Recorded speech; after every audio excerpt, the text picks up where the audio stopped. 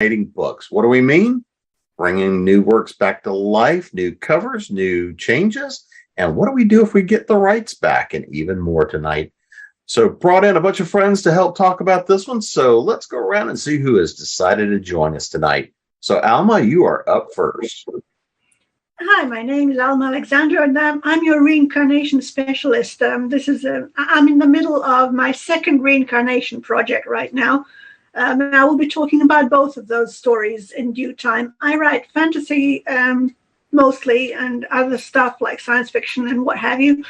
I've had more than 20 books published, and at least some of them are now revenants as well. So we'll talk about that.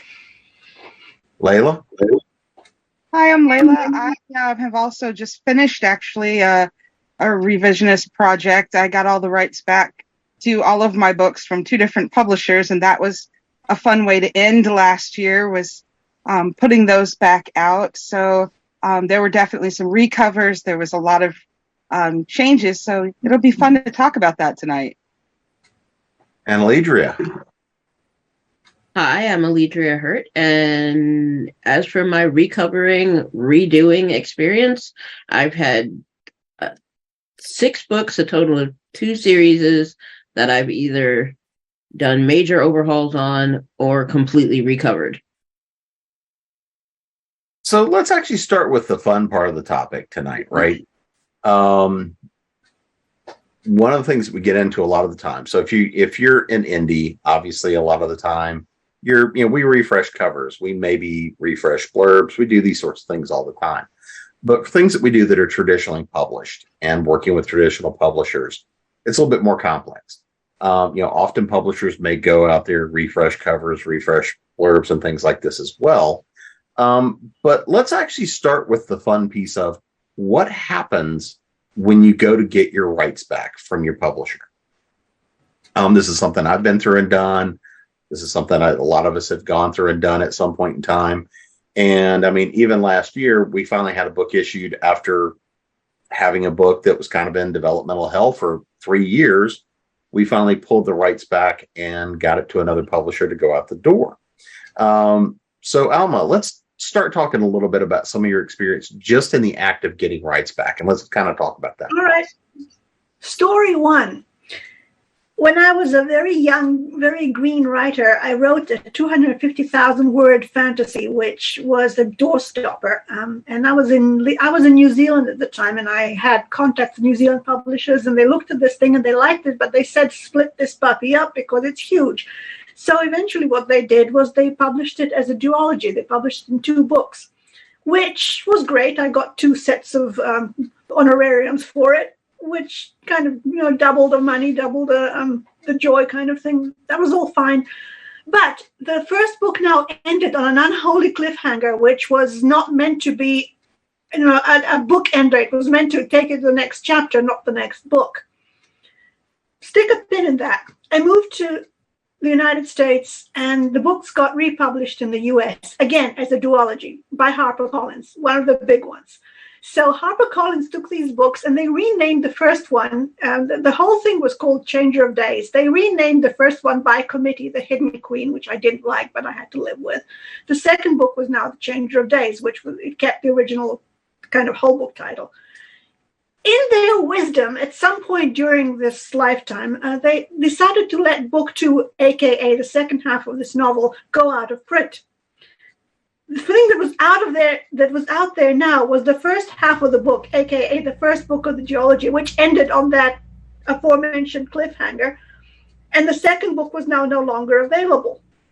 And HarperCollins would not let me have the rights back to that first book for 7 long years, and only did that after I begged and bullied and badgered and generally made a complete nuisance out of myself for 7 years, and they finally said, oh, okay, you can have it back.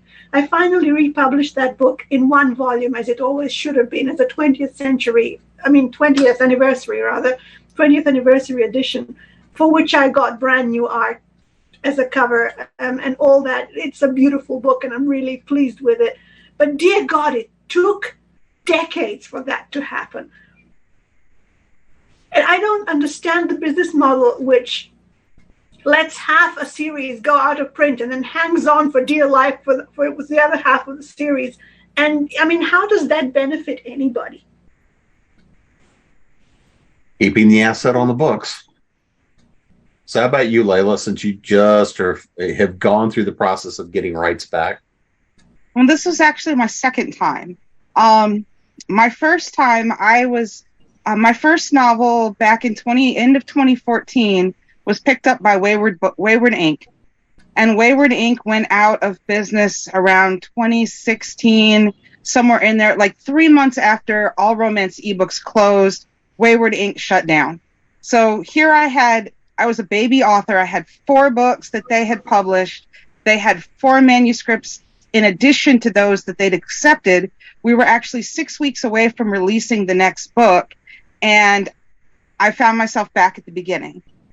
And I was real fortunate. I had just gone to an event in New York, and I had learned, I'd never done a table pitch. I learned how to do them. And I had pitched a short story to Sarah at CHBB and Encompass Inc. And she said, when you get this written, send it to me. Well, by the time I sent it to her, I'd gotten the rights back. I was actually given my covers and everything by Wayward Inc. with the rights reversion.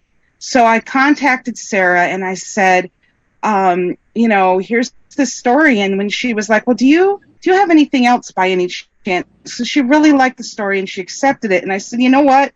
As a matter of fact, I have these 8 manuscripts. And I said 4 of them would be re-releases and 4 would be new releases. Are you interested? And she had me send them one in each separate email to her.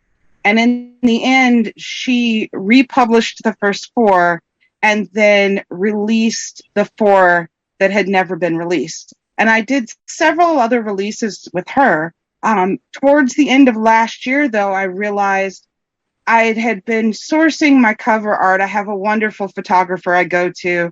I'd been getting involved in these shared world things. And I just felt like, you know what? I was ready to do everything just completely as an indie at this point, because I was already doing so much of it on my own.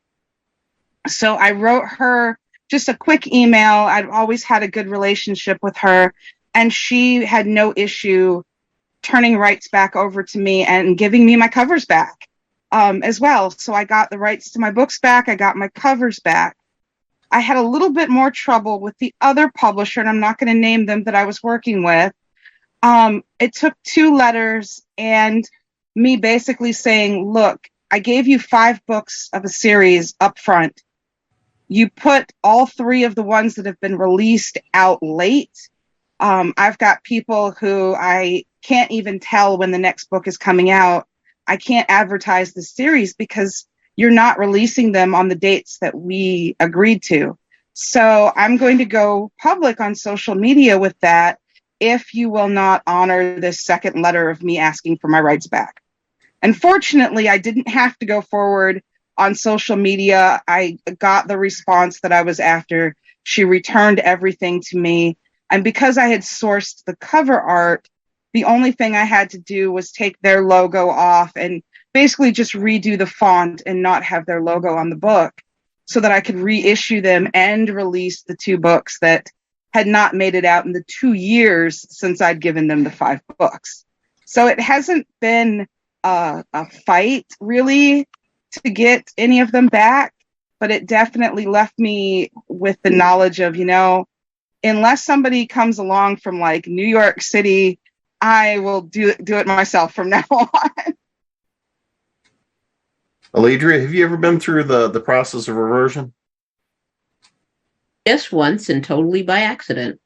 I thought we had talked about this at some point. Yeah. Yeah, for those who don't know, I had one of those moments, those crises of faith, and stopped publishing at one point. And because I had a book that was out with a publisher, when I told them that I was pulling out of publishing, they reverted my rights. I did not realize they had reverted my rights, so I'm currently still not sure what I'm doing with that particular book. So, yeah, but I was also in a very very, very dark place at that point. So still figuring that one out. Well, and there's a couple things I'll throw in there because I've worked with a lot of people around the rights reversion process before and everything else. I mean, this is one of the most important clauses you can get into in your contract.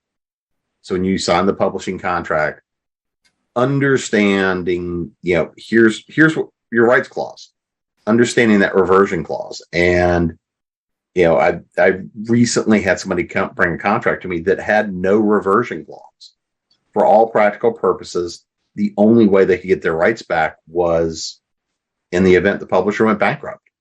And, I've seen even worse criteria and things around rights reversions, very predatory things. So this is one of the first things I always recommend people look at in their contracts is know what the conditions are to get your rights back. And this is one of those things that, depending on the size publisher you're working with, if you're working with Big Five, if you're working with even the mid-size, if you're working with New York, they're pretty standard clauses usually about what your rights reversions are. But when you get into mid-size and smaller publishers, it's everything over the board from just ask for it up to, no, we don't even put a clause in there. Once we've got your rights, we've got them. So that's actually one of the big things that I recommend everybody look at. And then, Layla, one of the things you're talking about here gets really important, which is your covers, right? Because typically the publisher doesn't even necessarily own the art. They don't own the covers. Typically those are rights still reside with the artist that created them. And if the publisher licensed them, they can't actually pass those rights on to you.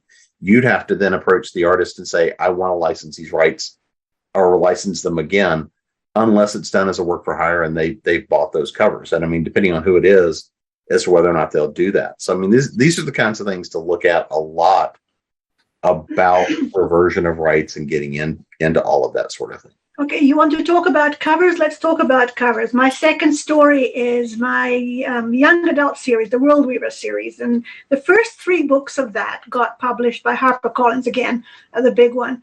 And that was the classical traditional path. They had the hardcovers, and then there was supposed to be paperbacks and what have you. They did the covers, they did everything. But these books turned up at HarperCollins just before the bloodbath of 2008, which some of you may or may not know about, which means that everybody kind of just went away. And I thought that my editor at HC was a very senior, and I have to say this, exceptionally brilliant one. I thought that she was going to be safe. She wasn't. At some point during the lifetime of these books, she sent me an email saying she was being, and I quote, let go. So she disappeared. I was handed over to another editor who kind of took over in the middle. All the work had been done already, so he was just a sort of caretaker editor, and he lasted 6 months before he sent me an email saying he was going to go to a different publisher. I got a third editor who really didn't care about the books at all. In the same time period, I had about 4 or 5 different publicists who did or didn't do anything much at all. I need not tell you that these books did not do really well. They kind of just they never had the backing, and to the point that the 3rd one came out in hardcover and it never really went to paperback at all because it just never got there. Fast forward, I got the dance of getting the rights back. I finally got all those rights back, and there was a sort of a young mom and pop publisher happening at the time, run by a friend of mine, and I wanted these books back out there, so I gave her the publishing rights for the trilogy, and I also wrote a 4th book in the series. So she got the 3 books plus another one that had never been published before. So she had covers on there, which, to be perfectly honest, I wasn't mad about, but, they worked. That was fine. But she folded in a major way in terms of promotion, publicity, whatever. And again, those books were out there, but they were never out there, really.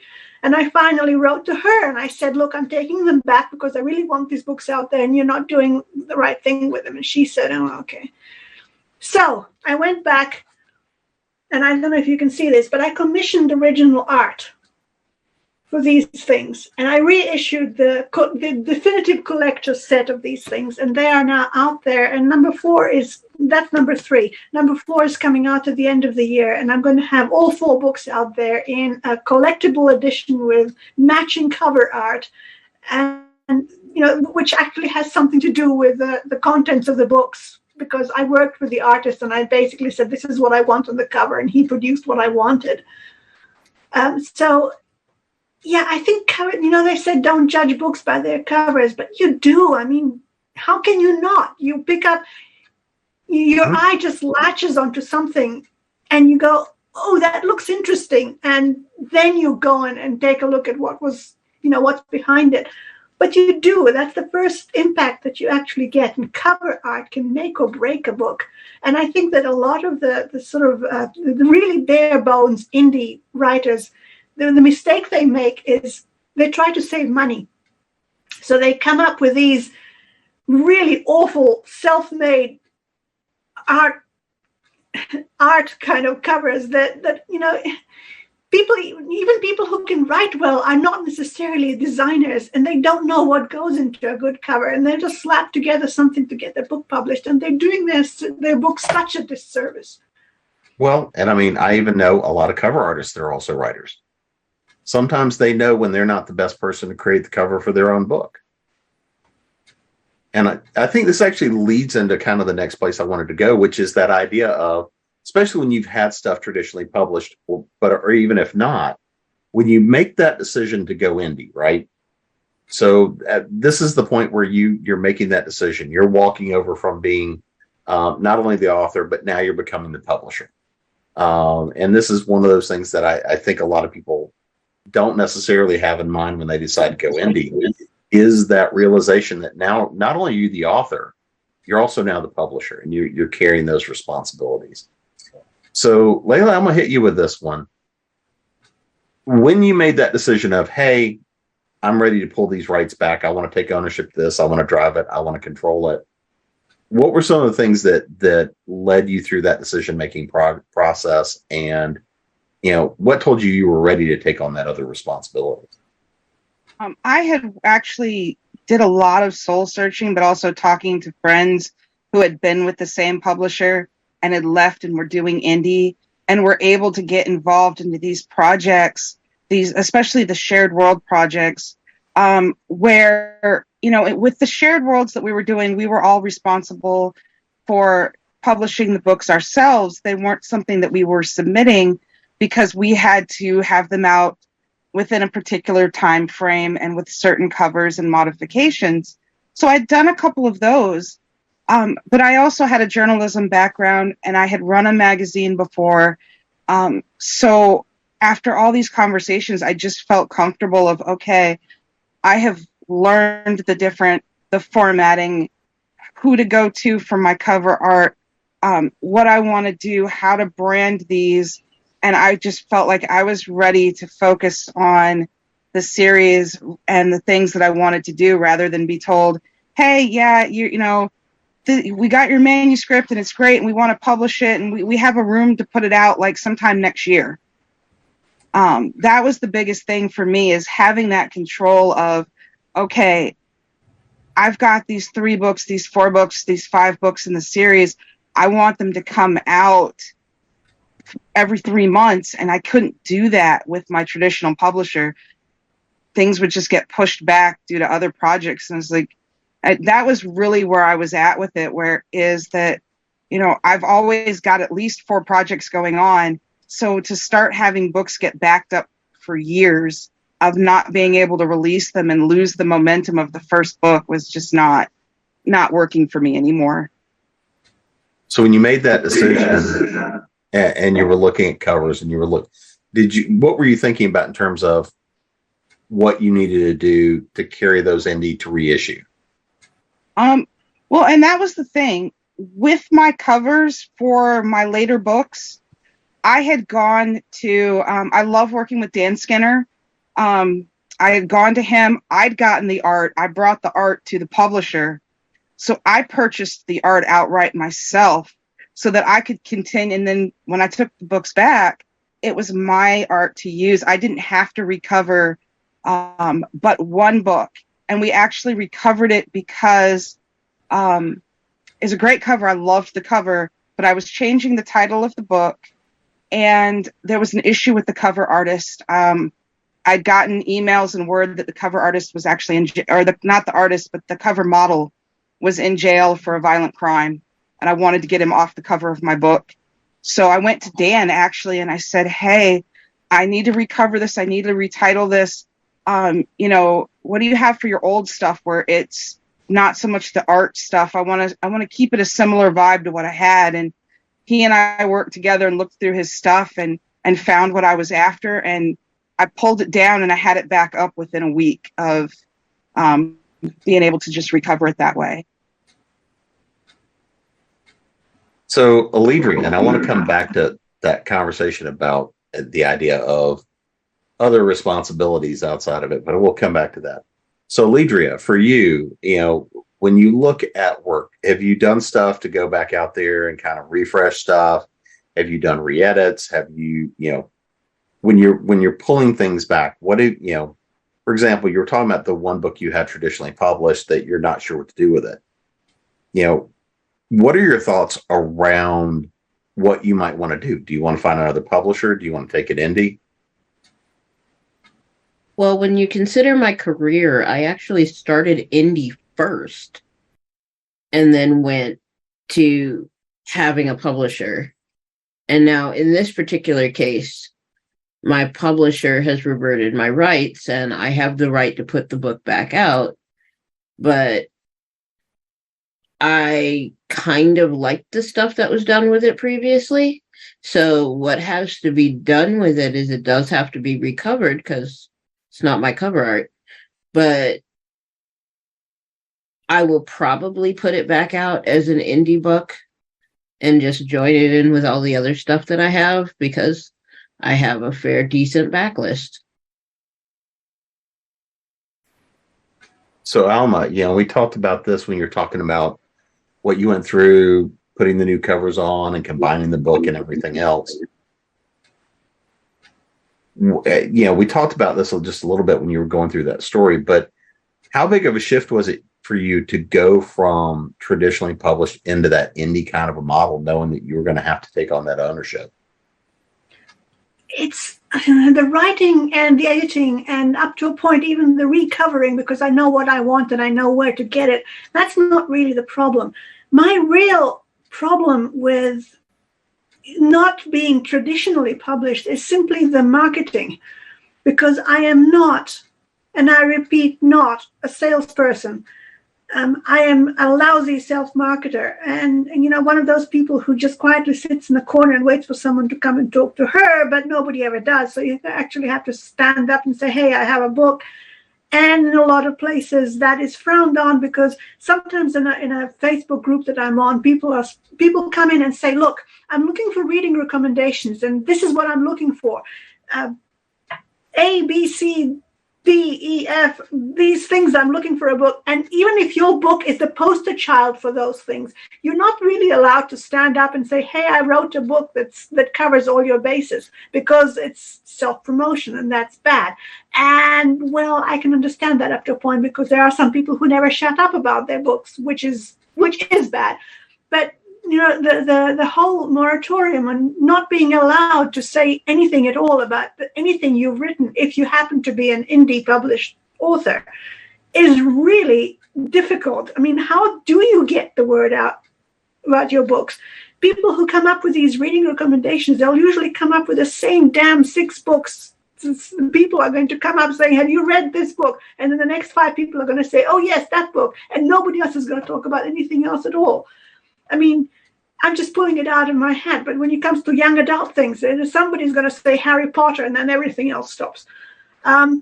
It's just one of those things that you're kind of in a room full of elephants, and you have to be really, really careful about where you step, because somebody's going to stand on you before you even have a chance to get out of the way. But that is part of it for me. The idea that the craft part of it, even the art part of it, up to a point, I can deal with all of that. But the selling and the marketing and the promo and the distribution, that tends to get away from me, and a depressing regularity. And you rely on word of mouth, but how can you rely on word of mouth? It basically depends on other people being willing to tell other people about, I just read this wonderful book, go and buy one, which may or may not work in a given time period.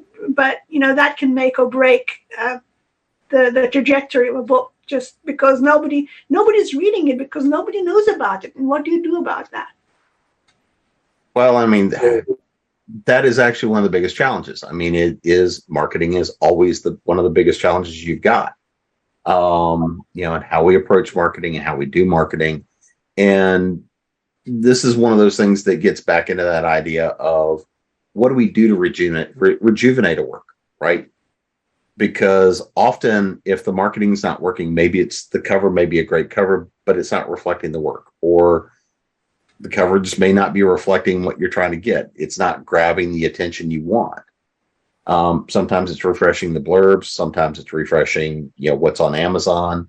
Sometimes it's just a matter of what do you do to your Facebook ads and your other social media ads, get stuff out there. It takes time and effort to refresh those things and see what it takes to pop. So Alledria, kind of thinking in terms of your indie work, in terms of reaching people.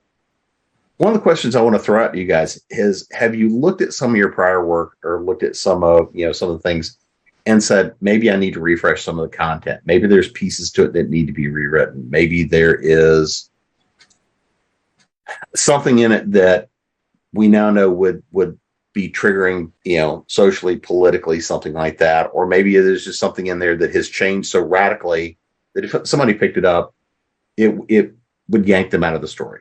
So have you thought about having to maybe refresh parts of the work itself? That's actually why I changed the name. The original name of the book when it released was Gypsy's Rogue. And yeah, so when I went to my readers group, and I kind of let the readers pick the rename. So the new title for the book is Gemini's Rogue. And that was a big refreshing there, with changing the name, going through and just making sure that issue was dealt with, and then making sure I didn't have any references, because a lot of my characters live in the same world, making sure there was no reference to that character in any of the other books, and that their name was changed in the other books. The other thing I've been doing a lot of lately, book funnel promotions, is getting involved with that and using my newsletter, and which I never did before. I had to build the newsletter from scratch, and just build the newsletter and reach out to new readers that way, and attend more events. And sometimes you have to paint spots on the elephant. And I walked into a bookstore out in Peoria, Illinois, when I was out there this weekend for a conference, and spoke to the owner and actually got 8 books into the store. So sometimes you just have to talk your way through the door. So Alledria, how about you? Have you thought about going back in and maybe refreshing some of the content, the writing, titles, anything like that? I've thought about it, mostly because the reality is my first book came out in 2015. And I don't know about you, but my writing style isn't the same as it was in 2015. So at some point, I have to go back and reread and look at all of my early work, because I'm like, it's not an accurate reflection of how I write anymore, or the level of talent that I have. So it might actually make things a little bit better, given that I would be updating the information and also updating the style at the same time. Because the overall story, I would say dollars to donuts, the overall story in any of my books holds up. But the prose style and everything most likely needs to be refreshed. Yes, and I've got an interesting thing that I've been playing with. I wrote my first really bad novel when I was 11. I wrote my first decent novel when I was 14, and that thing still exists in handwritten form. In basically pen in hand, I've got notebooks of it. I wrote it in 3 notebooks, 3 hardcover notebooks in pencil, if you believe it. Handwritten. Again, it's another 200,000 words, and I never wrote short in my life. But I wrote that when I was 14 years old. And as Alledria says, the story actually holds up. The story has good bones. But this is clearly a book written by a 14-year-old. And if I was going to go back to that, I need to go back and revisit the bones of the story and reanimate them with slightly different flesh, as it were, because as you said, your writing style does grow up with you and grow further with you, and it changes as you change. And even if your basic storyline that you're working with is still there, it may need that relook, refresh, rewrite because of the simple way that you are looking at it in a different way. And one of the other things, and this is one of the things I said I wanted to come back to, Layla, as you've experienced, sometimes things happen that are outside of you. For example, your cover model goes to jail. There's an anthology I was in where some things came out about one of the contributors, which then got it pulled off the shelves. We see things happen at times where people are people, things happen. So Alma, I'm gonna kind of start with you on this one again. With your experience, have you ever run into a situation where something outside of your control like that led you to the point where you felt you needed to refresh something or pull something out of a particular edition? Or have you run into any of that kind of an experience?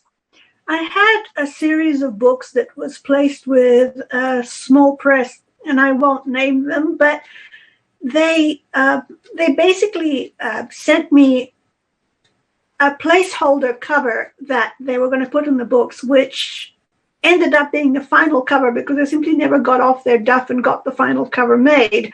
So the placeholder cover ended up being the cover that the book was published with. And as it happens, I quite like that cover by itself, but that's neither here nor there. That was not what they're contracted to do. And then they kind of ghosted me to the point where I was on emailing them, trying to talk to them, and I never got a response about anything. It was just one of those dead-end black hole things. Until finally, that's it, I'm taking the books back. And that took a while to happen again.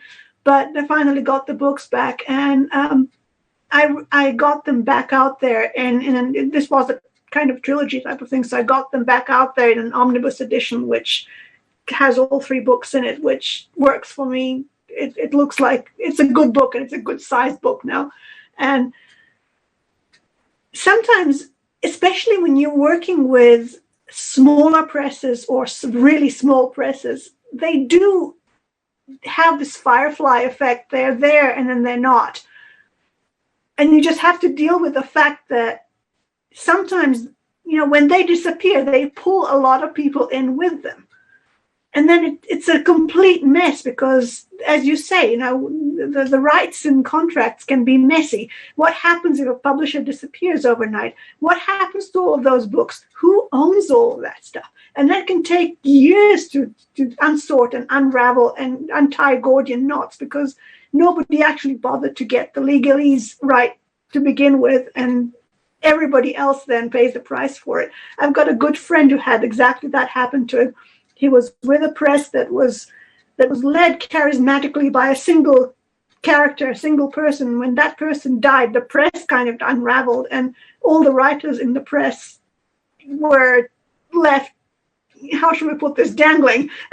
He finally got back the rights to his book, and he was lucky enough to sell it to somebody else, and that's coming out end of the year, which is great for him. But not everybody can get that kind of, serendipity happening and be as lucky as.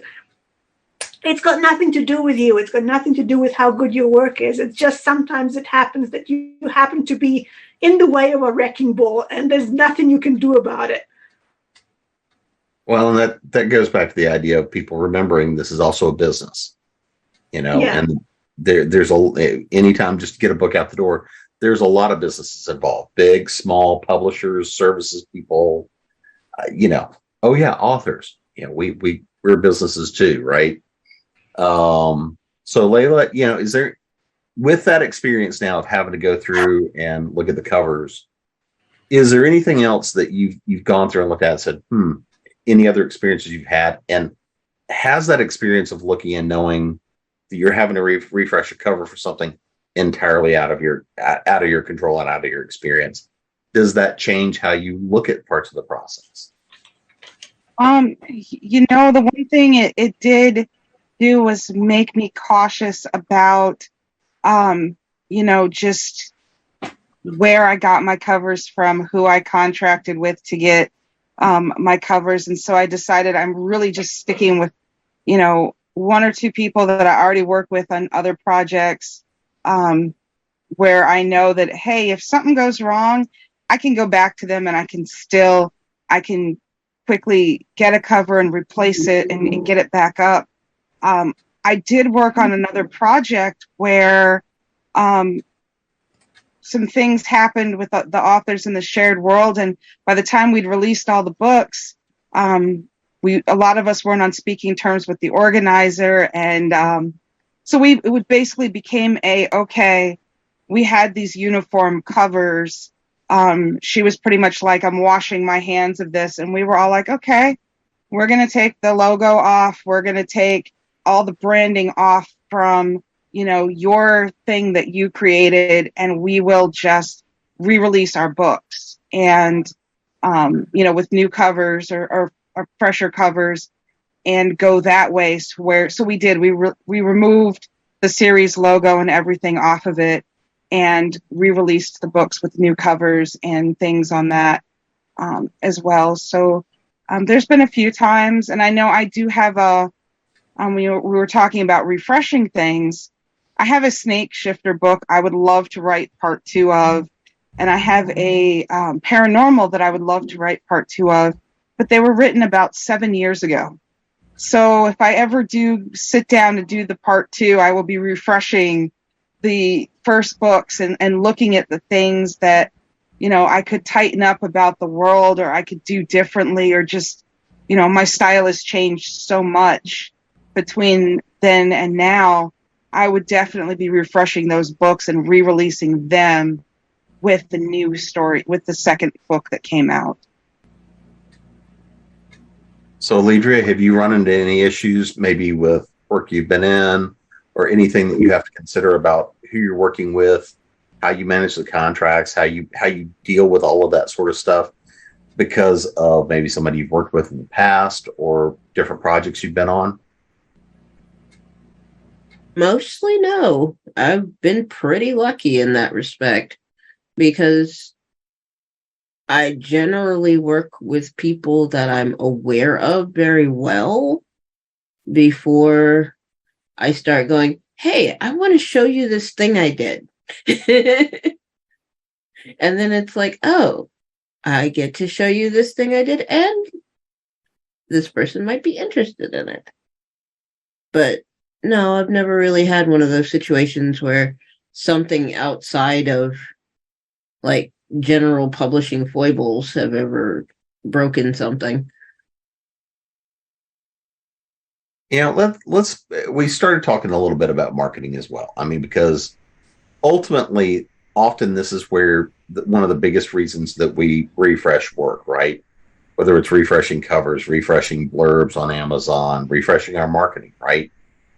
And Layla, I'm gonna start with you on this one too. But when we're going through that kind of a process, are there particular things you look at in terms of the numbers that say, oh, maybe this cover isn't working? Are there things that just tell you, I like the cover, but it's not doing things? For example, one of my series, the first time the book came out, cover was gorgeous. Cover was exactly what I asked for. The cover was 100% not the book. It was 100% not the genre. And we went and said, yeah, that's not going to work. And the original cover, when it was with a small publisher before I pulled the rights back on it, the original cover really was not it, which kind of contributed to some of that. But the first cover I did was exactly what I asked for, but I pulled in the wrong artist, and it was a romance cover on urban fantasy. Beautiful cover, looked like a spy romance. Loved. One of these days, I would like to find a reason to use it, but it was not the cover for the book. Then I got a new round of covers done, same artist for the first 3 books, as well as a spin-off series. All of that was working really well, and they sold well until they didn't. And when it stopped, and I went back another round of covers, and went through, also retitled at that point in time. Said, hey, we're going to do a full refresh, a little bit of a rewrite in them at that point in time to refresh the sales. And that's still the covers that are on that particular series now. And in fact, as I'm working on the next books in the series, when that next round comes out, I'll probably wind up recovering everything again, because I'll want to keep everything in series and in that look and feel.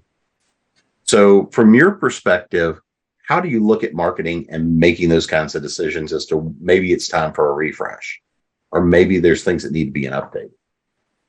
One thing I look at is the response at the table at an event.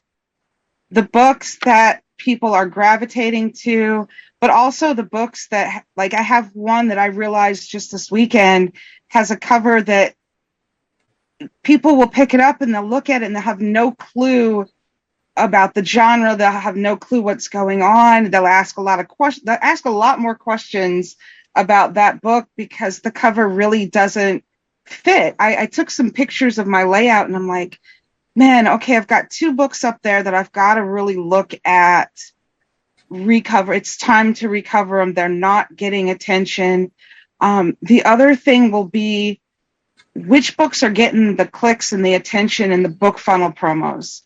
If I've got 4 paranormals up and 3 of the paranormals are getting a lot of attention and one of them's got kind of an off cover, which it does, and it's not getting as many clicks and as many looks, that's a good indication of, okay, that cover that usually draws people in is not doing its job. And then I use my author group. Now, when I get ready to put a cover on a book, I start posting bits of it as I'm building it or as my artist is building it, depending on who's doing what. And I get advice from my readers. Hey, what do you think about this cover? What do you think about this variation? What does it say to you? And I let my reader group give feedback before I put a cover on a book now, which has really just helped with some of the elements, but with keeping them eye-catching and keeping them on brand so that I don't have 15 books on a display that all look like they belong to like 15 different authors. But you, Alledria, thoughts on marketing and how all these things look and brand and carry for you? Have you gone through looking at recovering books, redoing blurbs, redoing the write-ups on Amazon? I've looked at it, but I'm going to admit I'm kind of lazy. So there are things that I know need to be looked at, that I know need to be fixed, but I'm also the person who goes, the backlist isn't as important as the front list in a lot of cases. If I take the time to redo the backlist and reissue everything, I'm basically retreading the same ground. So I triage those kinds of things. if there's absolutely something that like I'm getting reviews about that needs to be fixed, then that's one thing. But if it's something where it's just my personal preference, I would like to take the time and go through it, it's on a separate list. That list will get dealt with sometime in the future. I'm not going to guarantee that's going to happen before I die. It may be done posthumously, but just saying, I don't want to dig too deep into fixing my backlist because it eats time away from writing the next book. So, Alma, how about you? I can live with that attitude. I can live with that. I'm also hearing Layla talking about the covers being a part of a whole, being a part of a brand. I'm in a slightly different boat because you may be writing within a specific genre and all of your books may be within brand, but I never write the same book twice, which means that none of my covers are going to be in line with each other, and if they're put next to each other, they're going to be saying, okay, this is the same author, this is my brand, I am the Duchess of Fantasy, I am the brand. The books that I write are all completely different. I've been writing through the length and breadth of the genre, and I basically just pick up the story that I need to tell and I tell it, which means that I've got historical fantasy books, I've got the so-called young adult stuff, I've got epic fantasy as such, I've got science fiction, I've got sort of, I wouldn't call it urban fantasy because that's a specific thing, but it's sort of, how should we say this, contemporary fantasy in a better way of saying it. So that cover is reflecting that. And that particular, speaking of the mom and pop fantasy publisher that I spoke of that had the second edition of the World Weavers books, they also had this book, and they put out a cover on it, which was interesting, but I didn't really like it all that much. So when I redid it with a different publisher, I found an image that I liked, and I said, use that. But on the flip side of that, we're all talking about the indie stuff, and we all have input into our covers and or designing them ourselves up to a point. If you're traditionally published, the thing more likely is to happen is that you're going to turn around and get handed something by the publisher saying, here, this is your cover, live with it. And if you're really lucky, you might have some kind of input in it, in the sense that my original Changer of Days cover got handed to me in a pencil sketch variation, which is unusual. Usually you get the finished kind of artwork. But I looked at this pencil sketch and I looked at this cliff that they had on it, and it had this Yeti-like creature that was sitting on top of the cliff. And I said, what's that? It's not in my book. Because if I'd gone with that, I would have had to either write the damned Yeti into the story so that it appeared somewhere, or face an endless quiz of what was that and why wasn't it in your story. The other caveat that I had with that particular cover is that I had camel-like creatures that appear in it, and the original pencil sketch had these two camel-like creatures which had these expressions on them that were, if I tell you they were Disney camels, you'd probably get a very good idea of what I mean. Yeah. They had these little saintly grins on them, and I wrote back to the publisher and I said, no self-respecting camel is ever going to wear that expression. Fix it. So I had a bit of input, but that was a pretty major kind of trad publisher, and that is extremely unusual to get that kind of level of input into your covers. And I mean, given that, the one before I went back and recovered it, rechanged it, redid it myself, I had no input into it at all. That was the cover. It sold or it didn't sell. That was the cover. They didn't ask you about it. They didn't change it. That was what they did. That was what they put out. That was the model back then.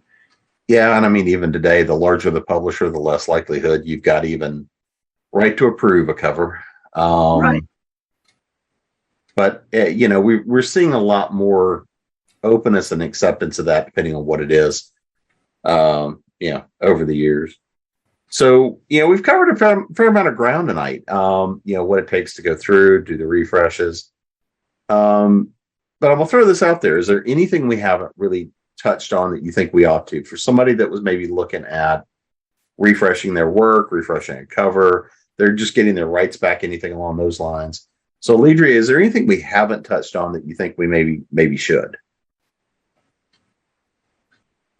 Make sure that you're doing this for something other than personal vanity. Just because, okay, so the first cover for Chains of Fate was an awful cover. It was a beautiful cover. It was an awful cover. But I got it for personal vanity. Just because I thought I knew what I was doing. Of course, this is also my first novel. Anyway, personal vanity doesn't really have anywhere to go in publishing if you are the publisher. Once you as a writer have finished the product, you basically have to look at it and go, this is no longer a baby, it is a product. And if you want the product to fly off the shelves, you need to do the job right, which may sometimes require you to go back and look at, did I do the job right the first time? But your personal vanity should have nothing to do with that decision. Good point. I mean, because again, just because something is a beautiful piece of art does not make it mean it's a good cover. Or it may not be a good cover for that book. I mean, that's one of those things we all run into as we go, I love this cover. Still not the book. So, Alma, how about you? Is there anything we haven't talked about in this space that you think we ought to mention? Yeah, I would tend to agree wholeheartedly with what was just said. Vanity has got no place in this. And, sometimes when you hear people say everybody's got a book in them, in a measurable number of cases that you can also say that is probably where that book should have stayed. There's a lot of people, because self-publishing is so easy these days, all you have to do is you have to format the book and slap a cover on it and it's out there. And everybody seems to think that's all they need to do, but it's not.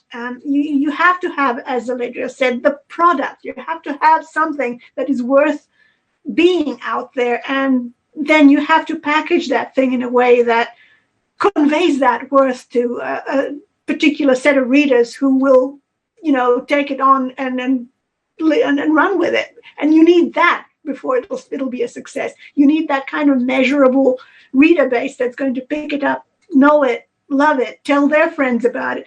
The word of mouth in this business is a very underrated but a huge part of this entire equation. Basically, a lot of the times your book succeeds or fails by how many people are literally talking about it to other people. And when it comes to personal vanity, when it comes to writing, especially when it comes to, and I'm going to say this with a great deal of kindness, the passion projects, the people who come out there, who have this thing burning inside their head, who need to get the story out there, but who don't quite get to the point where that story is conveyed in the manner in which they think it exists inside their own head. And then the book doesn't go anywhere, and then they get despondent about it. And it may not be them. It may just be the fact that they don't know how to deal with the idea that they've got. And it may happen that at some point, somebody who puts out a project like that and it goes nowhere, and they might go back to it in 5-10 years' time, and they'll look at it and they'll realize why it didn't fly. So that means that you can rebrand, recreate, retool that dream, and somehow maybe, convey the original idea that you had, which you were simply not up to as a writer at that stage of development before. Layla, any thoughts? Is there anything we haven't touched on you think we need to hit on? I would just want to say with Alma, that was, I love that. I love that. We all, I think, have a pet project or a book that we look back on and say, oh my gosh, like if I redid this now with what I've learned, with how I've developed as a writer, what could I do with this project to enhance it? But I also think the other thing that's important when you do get to that phase of re-releasing, recovering, take the time to re-release and reintroduce each of those books. Don't just, replace the cover or replace this and slap it up and let it be silent. Do the work. Yeah. Yes. Take that time to do the work and to promote it. Promote it in your newsletter and on social media and on anything else that you use. Promote that book like you would the first time around. So it's not just some, hey, I just slapped a new cover on it and left it out there in Amazon land for somebody to maybe notice in 6 months. Hey, didn't this book have a different cover? You've got to do the work and put the time in each time you re-release and make sure that that book gets the same love and attention and traction that it did the first time around, and more so, hopefully, so you get more readers in and more eyes on it. Well, I think we've gotten everybody ready to go out there and refresh their work. Time to refresh and resurrect. But appreciate everybody coming in tonight. But before we get out of here, let's make sure everybody knows where to come find you guys, your work, and be ready to help pull some more books off the covers or off the shelves. So Alma, you're up first. Where can we find you? Website, social media, and what's that book they need to go grab and add to that to be read pile? Well, I'm at almaalexander.org because my alexander.com got stolen by a Chinese cat food company. Don't ask. But I'm at almaalexander.org, and that's got a book page on it where you'll find all my books on there. And you can just go through that and see what catches your fancy in terms of covers. But I'm on all the usual suspects. Well, these days, all the usual suspects are changing so fast, aren't they? I'm still on Twitter, which a lot of people are not. But I'm not kind of wedded to it. I just use it to put pictures of my cats on, really. And I'm on Facebook fairly regularly. And on the sort of social media sites like that. But my main one is the almaalexander.org. And I've also got a Patreon, which has a lot of original material on it, which people might want to go and explore if they want to throw a buck my way. In terms of what you need to get, the World Weaver series is out there right now. You can go and pick those up from, as it happens, Amazon, and from Bookview Cafe as well if you're into ebooks. That's a good place to get them. Layla? I am on Facebook, of course. I have a TikTok that I've neglected for a little while, so I will be reviving that. I'm on BookBub. I am on Instagram, which has kind of been my go-to. And you can find me at Layla Dorine 13, the number 13, at Wix.com. I've got a whole website up, and you can subscribe to the newsletter through there. My email, actually, I have a author email, Layla Dorine 13 at Outlook.com. I love hearing from readers. Alledria? www.alledriahurt.com/books. You will find a somewhat inaccurate listing of books because I haven't updated it in a while. But c'est la vie. I guess I need to refresh my website. So do we all. I got a couple that need to go up there now. And you can find me at jamesgnettles.com, authoressentialsworkshops.com, the Speculative Fiction Academy.com if you're looking for workshops. You can also find me at creatingprose.com, and of course, here at ConTinual. And we'll see everybody again soon.